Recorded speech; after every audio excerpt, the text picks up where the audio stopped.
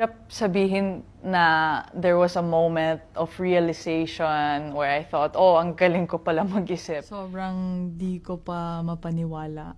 Maraming salamat sa suporta. At sana patuloy yung suporta niyo sa...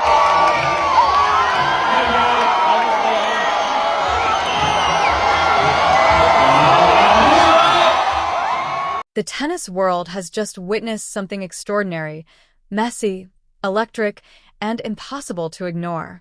This wasn't a scandal about match fixing or doping, but something far more unsettling: the crushing pressure placed on young stars the moment they shine.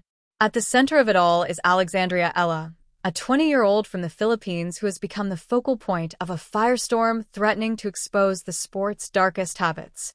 What no one expected, however, was the intervention of one of tennis's greatest fighters, stepping firmly into her corner and refusing to stay silent. This story isn't just about one player or one match. It's about the future of tennis, the toxicity of social media, the power of mentorship, and a rematch that's set to ignite screens in less than 24 hours. The drama didn't end when Eala walked off the court in Auckland after her semi-final loss. It was only the beginning. What followed was viral abuse, Rafael Nadal's thunderous response, and a brutal rematch against Donna Vekic, now confirmed for the Kuang Classic. The stage was set on January 10, 2026, at the ASB Classic in Auckland, where Eala emerged as the tournament's Cinderella story. Ranked just outside the top 50, she didn't merely win. She dominated, dismantling Olympic silver medalist Vekic in straight sets before clinically outplaying Magda Linette in the quarterfinals, displaying a level of composure, tactical intelligence, and maturity far beyond her years. Filipino fans were going absolutely wild as social media erupted in celebration. Alexandria Eala had cracked the live top 50 for the first time in her career and instantly became the story of the tournament. Commentators couldn't stop praising her. Her name was everywhere, and for a brief, perfect moment, everything felt magical. Then came the semifinals. Across the net stood Wang Senu of China, and what followed was a brutal battle of attrition, a grinding baseline war between two of Asia's brightest young stars.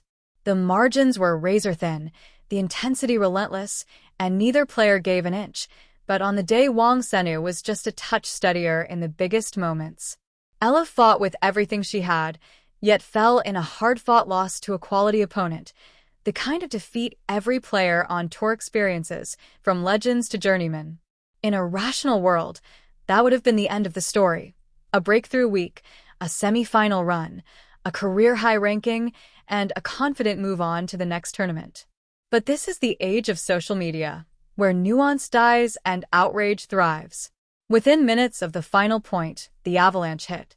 Twitter, Instagram, TikTok, Facebook, every platform flooded with criticism that went far beyond normal analysis. This wasn't disappointment. It was darker, more personal, and disturbingly vicious. All hype, no substance. Only relevant because of Nadal. Crumbles under real pressure. Overrated marketing product. Wave after wave of negativity slammed into a 20-year-old who had just played the best tennis of her life for an entire week. The narrative flipped in real time. Suddenly, it wasn't about her remarkable run or her career best ranking. It was about one loss and a manufactured story questioning her ability to handle pressure. IT was no longer about tennis. It was about tearing down someone who had dared to rise too fast and too confidently.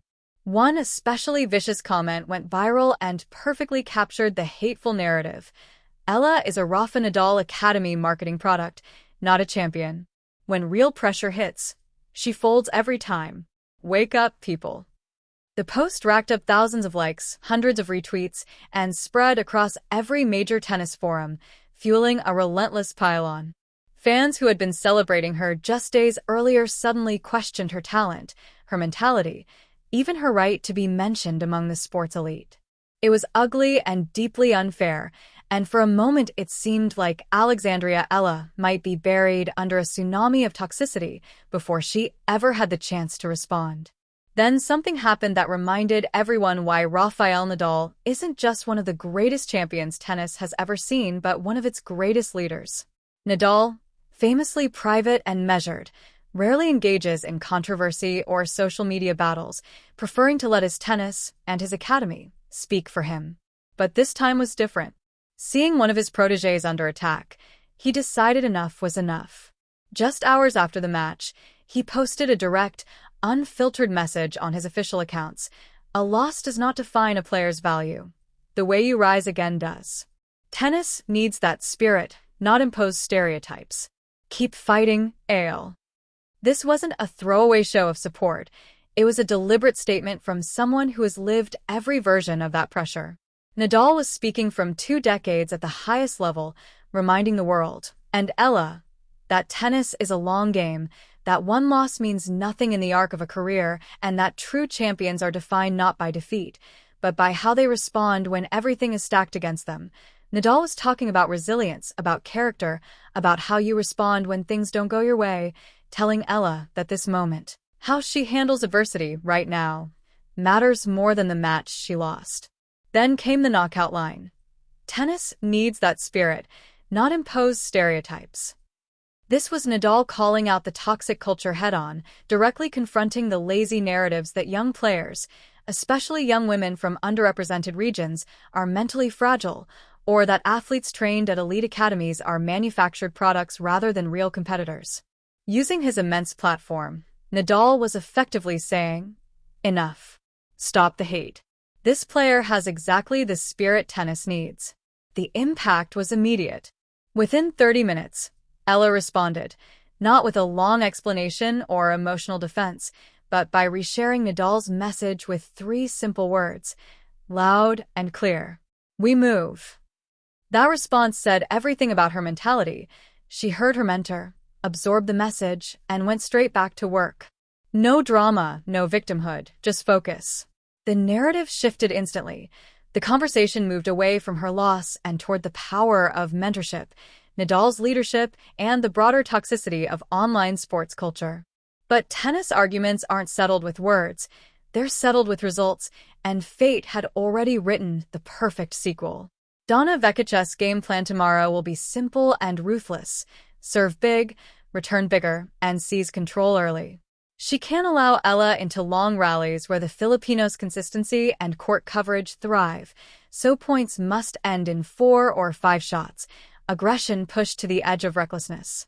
And Vekic will be motivated. Elite athletes never forget losses they believe they shouldn't have taken. That defeat in Auckland dented her pride and her confidence heading into the Australian Open, and reports from Kuang suggest she's been practicing with ferocious intensity all week, focusing specifically on return positioning against left-handers.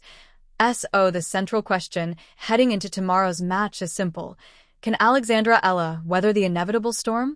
Donna Vekic is going to come out firing, and the opening 3 or 4 games will be decisive. If Eala can hold serve and blunt that initial surge of aggression, she gives herself a real chance. If Vekic breaks early and seizes momentum, the match could run away quickly. Context matters here, and the venue elevates everything. The Kuang Classic isn't just another warm-up event. It's a cathedral of the sport. Kuang Lawn Tennis Club hosted the Australian Open from 1922 to 1987, where legends like Rod Laver, Margaret Court, and Yvonne Goolagong wrote history. You don't get invited to Kuang to make up numbers. Organizers are selective, choosing players with star power, compelling narratives, and the ability to engage Australia's knowledgeable crowds. Eala's presence alone signals how highly the tennis establishment rates her potential. The atmosphere is uniquely intimate. No cavernous 20,000-seat stadium, but a club setting where fans are close enough to hear every grunt, see every bead of sweat, and feel the tension of each point. For some young players, that closeness can be suffocating. For others, it's fuel, and Eala appears to thrive under the spotlight. Still, after days of criticism, viral hate, and Nadal's public intervention, the psychological stakes are real. Will the Kuang crowd feel supportive or overwhelming? Will she embrace the pressure or be consumed by it? This match matters far beyond pride or revenge. It's the final meaningful test before the Australian Open main draw, where Eala will make her Grand Slam debut with real expectations after qualifying directly thanks to her ranking surge. beat Vekic again, and she arrives in Melbourne brimming with belief, sending a clear message to the locker room that this isn't hype or a fluke. It's real, and she's here to stay. But if she's overwhelmed and the rematch turns lopsided, the doubts will start to creep back in, and the narrative will threaten to swing once more. If she falters, the critics get louder. The questions about her mental toughness resurface, and heading into a grand slam with that kind of doubt can be brutal. That's why Nadal's message was so perfectly timed and so important. He wasn't trying to protect her from pressure, but from result-based thinking. He was shifting the focus away from winning and losing and toward the process, the fight, the way you show up and compete. The way you rise again isn't about tomorrow's scoreboard. It's about mentality, effort, and resilience regardless of outcome. And ultimately, the story of this week belongs to Alexandria Eala because she represents far more than herself. She represents the future of tennis and the hopes of an entire region, Southeast Asia, that has long searched for a global superstar. Asia has produced champions before, but the Philippines has never had a player compete consistently at the very top, and Eala has a chance to change that, to inspire a generation back home to believe a racket can take them anywhere. Tomorrow at Kuang will tell us a lot. Whether she can absorb adversity and come back stronger, whether Auckland was a one-off upset or the beginning of something real, whether Donna Vekic can adjust and impose her experience, or whether Eala truly has her number. Most of all, it will test whether Alexandria Eala has the mental fortitude to become the superstar so many believe she can be.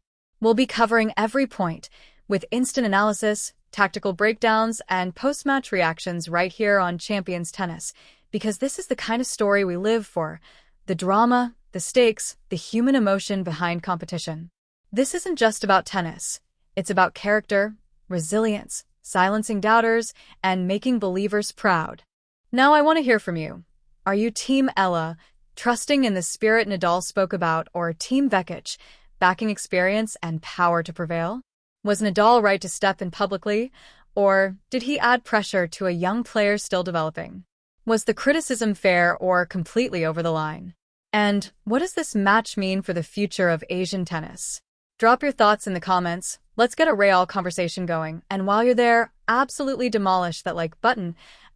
Oh, seriously, smash that like button so hard YouTube has to send engineers to check if the servers are still standing.